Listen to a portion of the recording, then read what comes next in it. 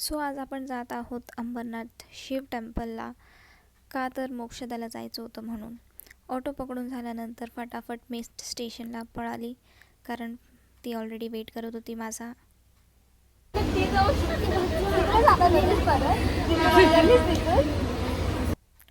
Madam ज्या ट्रेनमधून बसून आलेले त्या ट्रेनमध्ये परत चाललेल्या.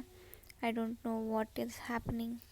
इथे फायनली आम्ही आमचं डेस्टिनेशनला रीच केलं आहे आणि सोमवार असल्यामुळे खूप गर्दी होती मंदिरामध्ये. सो आम्हाला खूप वेट करावं लागलं. ॲक्च्युली लाईन खूप मोठी होती म्हणून आम्हाला वेट करावं लागलं. वेट करता करता आम्हाला भेटलेली एक क्यूट मनी माऊसोबत खेळत खेळत आम्ही थोडं पुढे जात होतो. फायनली मोक्षदा आपली स्ट्रिक मेंटेन करण्यासाठी स्नॅप पाठवत होती सगळ्यांना. अँड त्याच्यानंतर फायनली थोडंसं जवळ आलेलो आम्ही आणि खूप ऊन होतं.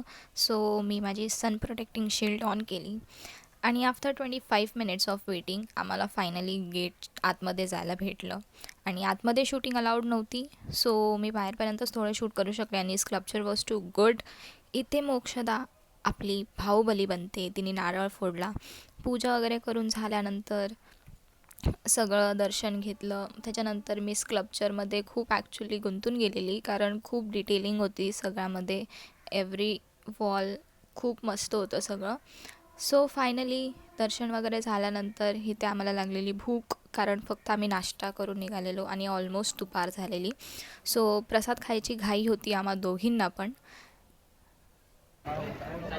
सो फायनली आमचं दर्शन झालेलं आहे. मस्त. The blogger in our channel. छान माझे वाटतं. सगळेच फ्रेंड्स माझे व्लॉगर आहेत गाईस, बट हे आम्ही जरा इनबिल्ट व्लॉगर होतो, तर माझ्यामुळे ते लोक सोशल होत आहेत. सो तिकडून निघाल्यानंतर स्टेशनला आलो आम्ही, खाल्लं पिल्लं, घरी गेलो. घरी जाऊन मोक्षदा झोपून गेल्यानंतर आम्ही खाऊन पिऊन आम्ही निघालो. ती तिच्या घरी गेली आणि मी ऑफिसला गेली आणि हा होता माझा दिवस.